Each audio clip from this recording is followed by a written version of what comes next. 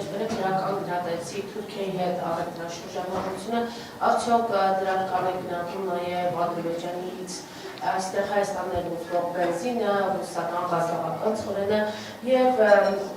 ձեր իշխանության գալու առարկայում Ադրբեջանի հետ արդյոք առևտուր լինելու է, շարունակվելու է թե ոչ։ Եվ մենք հաց որ ընկերներիցս մեկտեղ խնդրել ձեզ փոխանց հետ կապված դերմակարների վարորդների Ռուսաստանի Դաշնություն ախտանման հետ կապված ասում է լավսովերի, լավսով վրացական անցակետերում բավականին քաշքշուկներ են լինում, նաև գումարային որոշակի, այսպես ասած, խաղեր որ ասած լինում այս հարցերի լուծումը ինչպես է պատկերացնում։ Շնորհակալություն։ Երկիրը ունենում է երկրի վարչապետ եւ էկոնոմիկայի նախարար, ոչ միայն նրա համար, որ նստեն եւ տեղում հրամաններ արձակեն իրենց ենթականերին, այլ գնան եւ բանակցեն հարևան երկրների հետ լավ ռեժիմներով։ Շատ կարևոր է երկրի վարչապետի որպես տնտեսական բանակցող ով լինելը։ Եթե երկրի վարչապետը ճիշտ հնարավորություն ունենա բանակցի հարևան երկրների հետ, տնտեսական խոչընդոտներ Հայաստանի համար չի լինելու։ Եթե երկրի վարչապետը հնարավորություն ունենա ու կարողանա, իսկ դուք վստահ եք, որ մեր առաջնորդը դա կարողանալու է ճիշտ պայմանավորվել մեր հարևան եւ բարեկամ Վրաստանի հետ, մեր մյուս հարևանների հետ, ում հետ այսօր էլ ունենք լավ հարաբերություններ, կարող եք վստահեցնել ձեր ընկերոջը, որ այդպիսի խնդիր չի լինելու, բայց հավելյալ անցակետերում էլ հայկական ապրանքը ունենալու է ավելի արագ անցնելու հնարավորություն, քանի որ պայմանավորվել մենք գիտենք,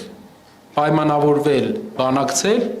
ինձ թվում է բոլորը կարող են վստահ լինել, որ այդ ձևաչափով, տնտեսական բանակցությունների ձևաչափով Սամվել Կարապետյանից լավ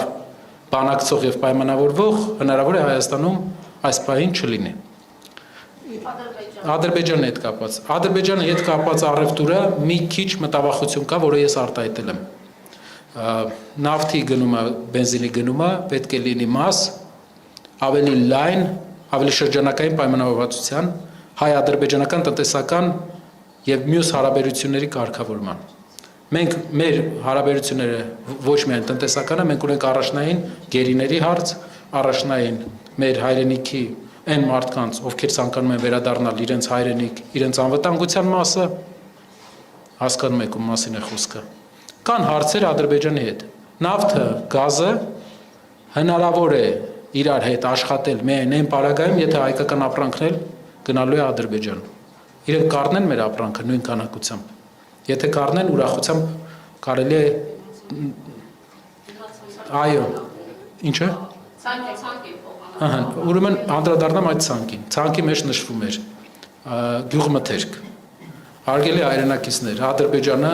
տարածաշրջանի ամենաէժան գյուղմթերք արտադրող երկրներից է։ Գազը շատ համարյա անվճար է այդ երկրում, երկու անգամ էժան է։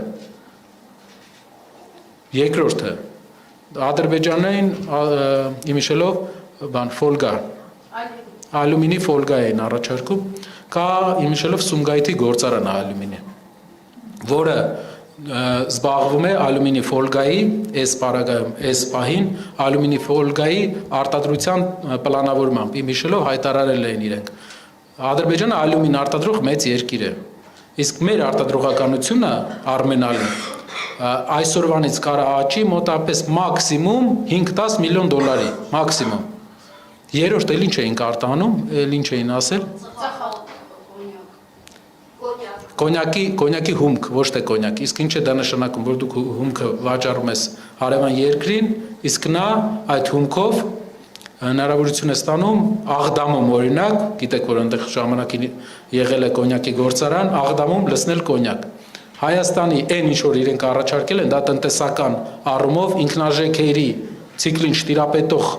մարդը միայն կարող է հավատալ, որ Ադրբեջանը մեզանից առնելու է գյուղմթերք, ասենք լոլիկը առնելու Ադրբեջանը Հայաստանից, ամբողջ տարածաշրջանը Ադրբեջանն է մատակարարում, կամ ընտանիք կենդանիներ կան, որ կարելի է ուզում եմ նշել, հարաբերությունները հարևան երկրների հետ կարգավորելը արմատական նշանակություն ունի մեզ համար։ բայց այդ հարաբերությունների շրջանակները միակողմանիությունը մեզ դուրս չի գալիս։ Մեզ դուրս չի գալիս, որ մենք առնում ենք միշտ, մենք տալիս ենք միշտ